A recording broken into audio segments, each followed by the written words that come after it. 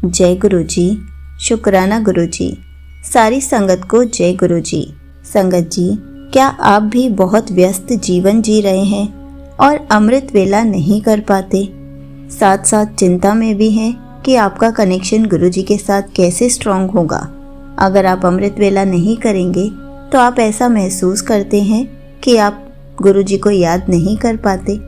तो चलिए इसी पर एक आंटी जी का सत्संग सुनाती हूँ, जिसमें उन्होंने इस बात को बहुत अच्छे से एक्सप्लेन किया है। ये सत्संग पूरा ज़रूर सुनिएगा, आपको बहुत अच्छे आंसर्स मिलेंगे। तो चलिए आंटी जी का सत्संग सुनाती हूँ। संगत जी, नीरा आंटी जो अपनी नौकरी और घर की जिम्मेदारियों को पूरी निष्ठा से निभा रही थी, लेकिन हर दिन जब वह देखती कि अमृत वेला में वह गुरु जी को पूर्ण रूप से याद नहीं कर पाती थी, तो उनका मन बेचैन हो जाता था। उन्हें लगता था कि वह गुरु जी की कृपा से वंचित हो रही हैं। उन्हें यह चिंता सताने लगी कि कहीं उनकी श्रद्धा कमज़ोर तो नहीं पड़ रही। एक रात नीरा आंटी ने सपना देखा। सपने में गुरु जी ने मुस्कुराते हुए कहा, बेटा, अगर तू ऑफिस और घर के कामों में लगी रहती है तो इसका मतलब ये नहीं कि तू मुझसे दूर है।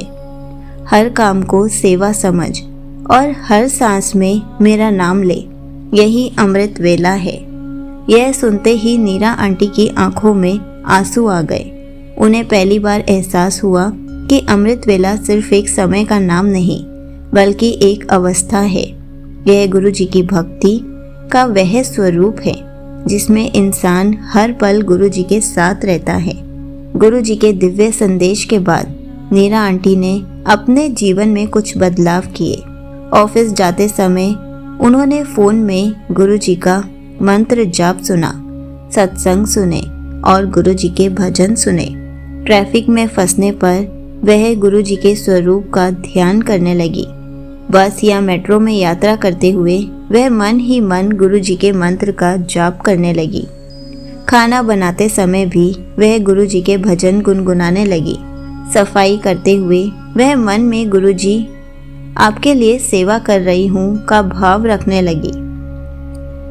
कपड़े धोते हुए, बर्तन साफ करते हुए भी वह गुरु जी का ध्यान करने लगी। दिन भर के कामों के बीच वह छोटे छोटे ब्रेक में गुरु जी का नाम जपने लगी। कोई परेशानी आने पर वह गुरु जी को मन में याद करके समाधान की प्रार्थना करने लगी। इन छोटे छोटे प्रयासों से नीरा आंटी को महसूस हुआ कि उनका कनेक्शन पहले से कहीं ज़्यादा मजबूत हो गया है।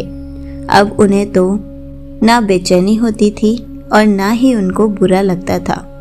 अब वह अमृत वेला को एक समय की सीमा में नहीं बांध रही थी, बल्कि पूरे दिन को अमृत वेला बना लिया था। वो सुबह जल्दी उठ जाती थी, अपने घर में सबके लिए खाना बनाती थी और उनको ऑफिस भी जल्दी जाना होता था। तो उस टाइम वो पहले गुरु जी का मंत्र जाप सुनती थी, उसके बाद गुरु जी के सत्संग सुनती थी और वो सोचती थी कि उन्होंने घर का काम करते करते अमृत वेला कर लिया। ऑफिस और घर दोनों में उनकी ऊर्जा बढ़ गई थी, क्योंकि अब वह हर काम को गुरु जी की सेवा मानकर कर रही थी। उनके भीतर असीम शांति और संतोष का भाव जाग गया था। अब वो समझ गई थी कि अगर मैं पूरा दिन घर के कामों में और ऑफिस के काम में बिजी रहती हूँ, उसके साथ साथ भी मैं गुरु जी को याद कर सकती हूँ। मुझे तो बुरा मानने की ज़रूरत ही नहीं है। और अब वो खुश रहने लग गई थी। अब वो कभी भी उदास नहीं होती थी। यहीं पर आंटी जी का सत्संग समाप्त होता है। संगत जी, देखा आपने, जो भी संगत गुरु जी का अमृत वेला नहीं कर पाती, उनको अपने घर के, ऑफिस के, दिन भर के कामों में गुरु जी का सिमरन करते रहना चाहिए, ताकि वही अमृत वेला कहलाए। संगत जी, हमारा मेन पर्पस है गुरु जी को याद करना। गुरु जी को याद करने के लिए किसी विशेष समय या स्थान की ज़रूरत नहीं है। वे हर जगह और हर क्षण हमारे साथ हैं। बस हमें अपने काम को ही भक्ति में बदलना है। अगर मन में श्रद्धा है तो हम कहीं भी और किसी भी समय गुरु जी को महसूस कर सकते हैं। और गुरु जी के वचनों में भी लिखा है कि सबसे बड़ी सेवा है अपने परिवार की सेवा करना। संगत जी, अगर हम अपने परिवार की सेवा करते हैं, अपने घर के सारे काम करते हैं, अपनी रिस्पॉन्सिबिलिटीज़ पूरी करते हैं और साथ साथ गुरुजी को याद करते हैं, तो गुरुजी हमारे से हमेशा खुश रहते हैं। इसलिए हमें कभी भी चिंता नहीं करनी है, बुरा नहीं मानना है कि हम तो गुरुजी को याद ही नहीं कर पाते। हम इन कामों के साथ साथ भी गुरुजी का सिमरन कर सकते हैं, वही हमारे लिए अमृत वेला कहलाता है।